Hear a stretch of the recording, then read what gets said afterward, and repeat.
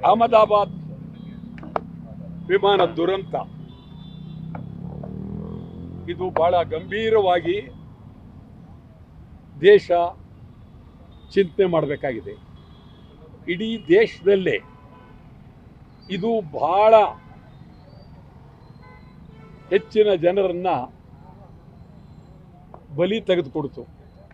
ಇದು ನಿಜವಾಗ್ಲೂ ಕಣ್ಣೀರಿಡಬೇಕಾದ್ದು. ಒಂದೊಂದು ಬಹಳ ನೋವಾಗುತ್ತೆ. ಈ ದೇಶದಲ್ಲಿ ದೇಶ ಈಗ ಪ್ರಗತಿ ಆಗ್ತಾ ಇದೆ.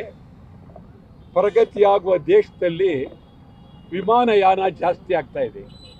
ವಿಮಾನಯಾನ ಜಾಸ್ತಿ ಆದಾಗ ವಿಮಾನಗಳ ಸುರಕ್ಷತೆ, ರಕ್ಷಣೆ ಬಹಳ ಪ್ರಾಮುಖ್ಯ. ಇದು ಈಗ ವಿಮಾನಗಳನ್ನು ಪ್ರತಿಯೊಬ್ಬರು ಹಿಡಿತಾ ಇದ್ದಾರೆ. ಅವರವರೇ ಸಿನಿಮಾ ನಟರುಗಳು ಹಿಡಿತಾ ಇದ್ದಾರೆ, ವ್ಯಾಪಾರಸ್ಥರು ಹಿಡಿತಾ ಇದ್ದಾರೆ, ಭಾರಿ ಶ್ರೀಮಂತಗಳೆಲ್ಲ ಹಿಡ್ತಾ ಇದ್ದಾರೆ. ಕಾರುಗಳ ರೀತಿಯಲ್ಲಿ ವಿಮಾನಗಳನ್ನು ಹಿಡ್ತಾ ಇದ್ದಾರೆ.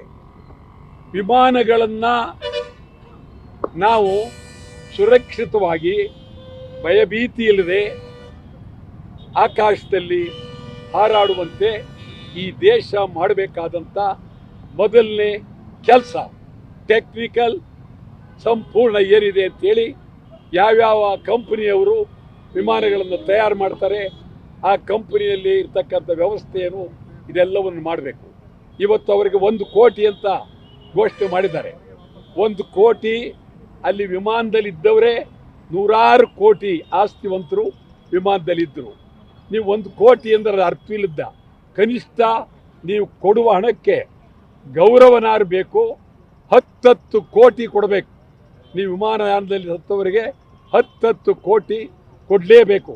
ನಿಮ್ಮಲ್ಲಿರ್ತಕ್ಕಂಥ ಹಣ ಇದೆಯಲ್ಲ 10 ಕೋಟಿ ಕೊಡೋದ್ರಿಂದ ಬಹಳ ಅನುಕೂಲ. ಅದ್ರ ಜೊತೆಗೆ ಯಾರ್ಯಾರು ಬೇರೆ ದೇಶದವ್ರು, ಇಂಗ್ಲೆಂಡ್ನವ್ರು ಸತ್ತಿದ್ದಾರೆ, ಬೇರೆ ದೇಶದವ್ರೆಲ್ಲ ಸತ್ತಿದ್ದಾರೆ. ನಮ್ಮ ದೇಶದ ಇತಿಹಾಸ ಇರ್ತಕ್ಕಂಥ ವ್ಯಕ್ತಿ ಲಂಡನ್ಲಿರ್ತಕ್ಕಂಥ ಅವರು ಬದುಕುಳಿದಿದ್ದಾನೆ ಬಹಳ. ಆ ಬದುಕುಳಿದಿರ್ತಕ್ಕಂಥ ವ್ಯಕ್ತಿ ವಿಶ್ವನಾಥ್ ಕುಮಾರ್ ಅಂತೇಳಿ ಬದುಕುಳಿದ. ಬಹಳ ನಿಜವಾಗ್ಲೂ ಇಡೀ ದೇಶ ಗೌರವ ಕೊಡಬೇಕು, ರಾಷ್ಟ್ರಪತಿ ಪ್ರಶಸ್ತಿ ಕೊಡಬೇಕು, ಅವರಿಗೆ ಮೃತ್ಯುಂಜಯ ಅಂಥೇಳಿ ಹೆಸರಿಡಬೇಕು.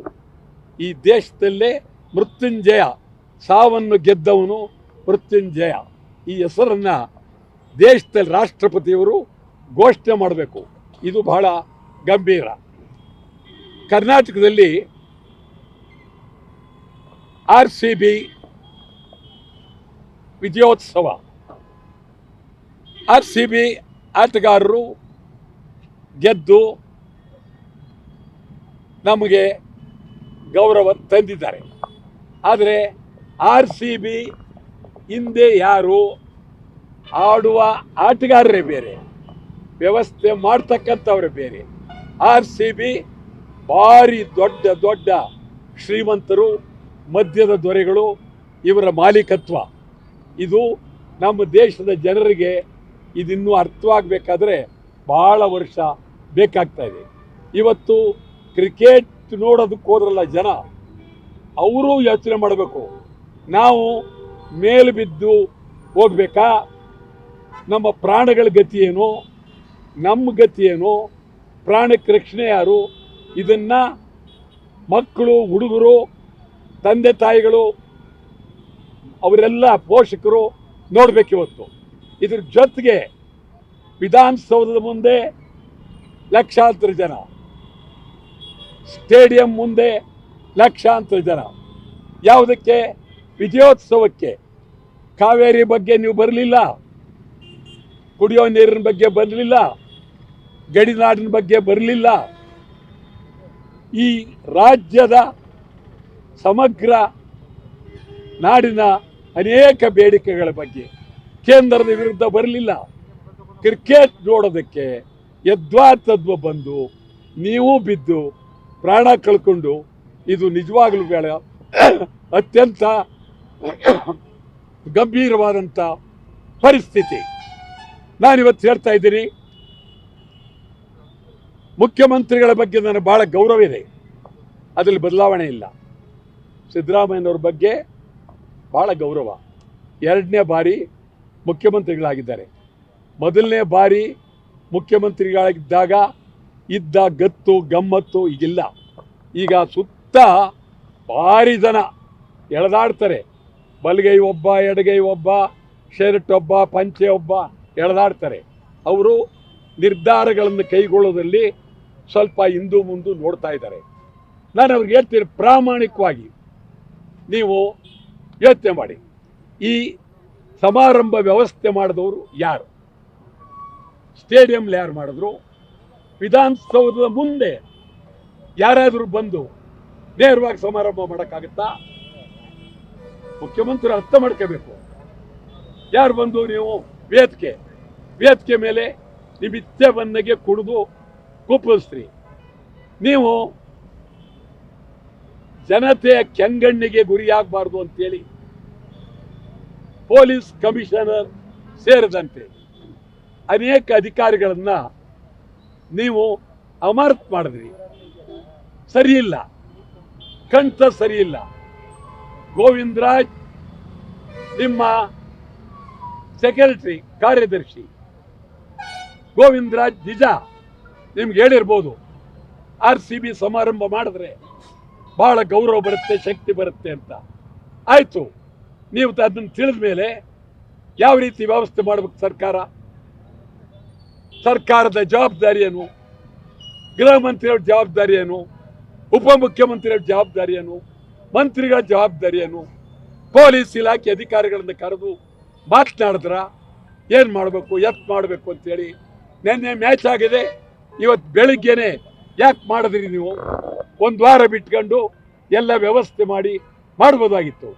ನೀವು ತಿಳ್ಕೊಂಡಿರ್ಬೋದು, ಒಂದೊಂದು 25 ಲಕ್ಷ ರೂಪಾಯಿ ಕೊಟ್ಬಿಟ್ರೆ ಸೊರೋಯ್ತು ಅಂತೇಳಿ. ಸಮಾಧಿಯ ಮೇಲೆ ಮಗನನ್ನು ನೆನೆದು ಗೋಳಾಡ್ತಿರ್ತಕ್ಕಂಥ ದೃಶ್ಯ, ಕಣ್ಣೀರಿಡುವ ಕತೆ. ಪ್ರತಿಯೊಬ್ಬ ಸತ್ತಿರುವ ವ್ಯಕ್ತಿ ಮಕ್ಕಳ ಬಗ್ಗೆ ನಾವು ಮಾತನಾಡೋದಾದ್ರೆ ನಿಜವಾಗ್ಲೂ ಬಹಳ ಅನ್ಯಾಯ.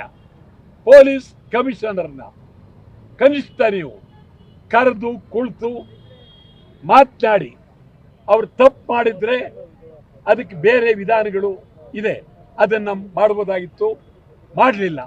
ನಾನೇನು ತಿಳ್ಕೊಂಡಿದ್ದೆ ಅಂದರೆ, ನಿಮ್ಮ ದಿಟ್ಟ ನಿರ್ಧಾರ ಮಾಡ್ತೀರಿ, ಒಂದಿಬ್ಬರು ಮಂತ್ರಿಗಳನ್ನ ತೆಗಿತೀರಿ. ಸಿದ್ದರಾಮಯ್ಯನವರು 2 ಮಂತ್ರಿಗಳನ್ನ 3 ಜನ ಮಂತ್ರಿಗಳನ್ನ ಸಂಪುಟದಿಂದ ತೆಗಿತಾರೆ ಅಂತ ಹೇಳಿ ತಿಳ್ಕೊಂಡಿದ್ದೆ. ಆದರೆ ನೀವು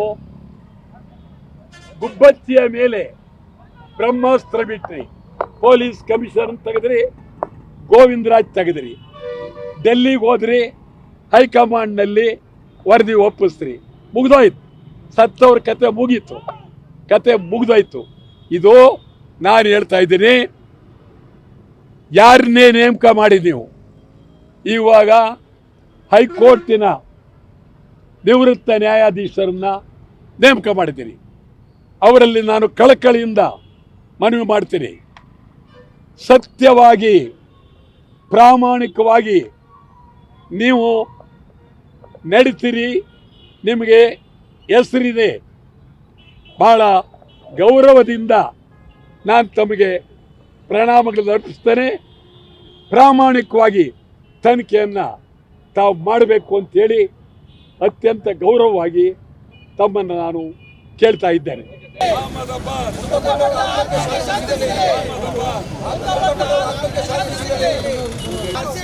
ಪ್ರಾಮಾಣಿಕವಾಗಿ ತನಿಖೆ ಆಗಬೇಕು.